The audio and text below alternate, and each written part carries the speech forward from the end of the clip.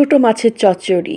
উপর থেকে খানিকটা ধনিয়া পাতা, কাঁচা মরিচ, পেঁয়াজ, টমেটো একসাথে মিলিয়ে হাতে মেখে যেই ছোট মাছটাকে রান্না করা হয়, এর নাম ছোট মাছের চচ্চড়ি। আর এই ছোট মাছের চচ্চড়ি কিন্তু গরম গরম ভাতের সাথে একবার না খেলে বুঝতেই পারবেন না যে ছোট মাছের চচ্চড়ি খেতে কেমন লাগে।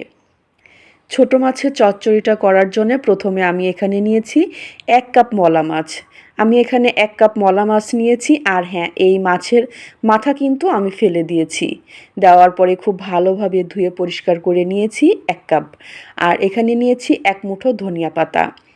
দিয়ে দিচ্ছি আমি বড় সাইজের ৫টা পেঁয়াজ। আমি এখানে ১ কাপ নিয়েছি।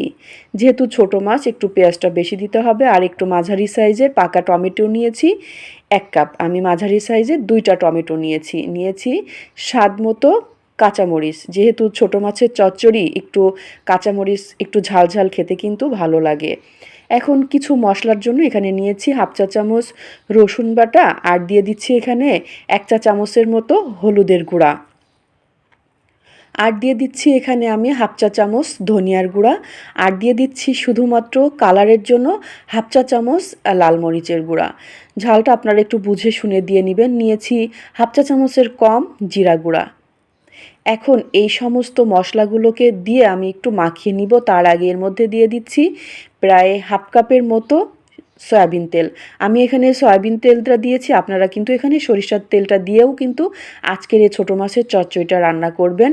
আর আমি মাছটা ছাড়া কিন্তু এই টমেটো, কাঁচামরিচ, পেঁয়াজ এই বাটা মশলাগুলোকে দিয়ে একটু আলতো হাতে মাখিয়ে নিচ্ছি। আর আলতো হাতে মাখাতে মাখাতে এত দারুণ একটা স্মেল আমি আপনাদেরকে বোঝাতে পারবো না। যারা আমরা ছোটো মাছটা হাতে মাখিয়ে খাই ঠিক তারাই বলতে পারবেন যে ছোটো মাছের চচ্চড়ি মাখানোর সময় কেমন লাগে। আমি লবণটা একটু পরে দিয়েছি যাতে করে লবণ থেকে মোটামুটি টমেটো থেকে পানিটা বের হয়ে না আসে। আমি আলতো হাতে কিন্তু মাখিয়ে নিচ্ছি, খুব বেশি চেপে চেপে কিন্তু আমি মাখাচ্ছি না। আর এই আলতো হাতে মাখালে মোটামুটি একটু পানিটা কম বের হবে। যাই হোক, আমি মাছটা দিয়ে এবার আরও কিছু খানিকটা সময় নিয়ে এই ছোটো মাছের চচ্চড়ির সাথে খুব ভালোভাবে আমি মাখিয়ে নিচ্ছি। আমি ঠিক কীভাবে মাখাচ্ছি আলতো হাতে আমি আপনাদেরকে কিন্তু স্ক্রিনে দেখিয়ে দিচ্ছি। খুব ভালোভাবে একটু সময় নিয়ে প্রায় ৪ থেকে ৫ মিনিট একটু সময় নিয়ে আপনারা আলতো হাতে মাখাবেন। আর আমি যে মেজারমেন্ট কাপ থেকে তেল ব্যবহার করেছি ঠিক একই কাপে আমি পরিমাণ মতো পানি দিয়ে দিয়েছি। পানি কিন্তু খুব বেশি দেওয়া যাবে না, মোটামুটি একটুখানি মাখো মাখো অবস্থায় আমি ঠিক পানি দিয়েছি। দেওয়ার পরে আমি ঢাকনাটাকে ঢেকে চুলায় দিয়ে দিচ্ছি। আর ৫ মিনিট পরে আমি ঢাকনাটাকে তুলে নিচ্ছি। এখনও যেহেতু পানি আছে, টমেটো থেকে পানি বের হয়েছে, পেঁয়াজ থেকে পানি বের হয়েছে।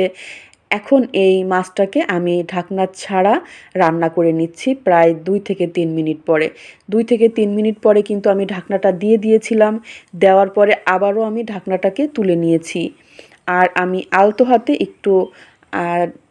একটুখানি আলতো হাতে হাতলটা ধরে ঝাঁকিয়ে নিয়েছি। আমি কিন্তু এখানে চামচটা ব্যবহারই করব না।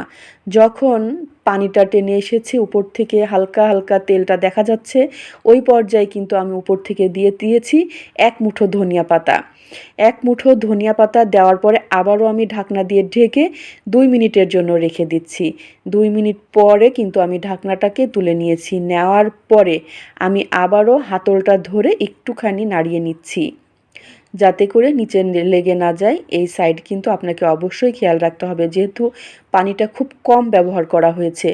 আমি আপনাদেরকে এখন উপর থেকে দেখিয়ে দিচ্ছি তেলটা উপরে কতটা ভেসে উঠেছে আর কালারটা কত সুন্দর হয়েছে আজকের এই ছোটো মাছের চচ্চড়ি।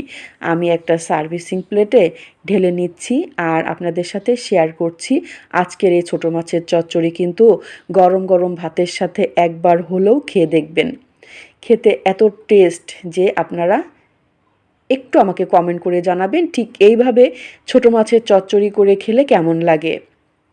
আজকের এই ছোটো মাছের চচ্চড়ি আপনারা আমাকে একটুখানি কমেন্ট করে জানাবেন যে আপনারা কিভাবে ছোটো মাছের চচ্চড়ি তৈরি করেন। আজকে সহজ রেসিপি পেতে পেজটাকে ফলো করে পাশে থাকবেন। আজকের মতো বিদায় নিচ্ছি। ভালো থাকবেন সবাই। আল্লাহ হাফেজ।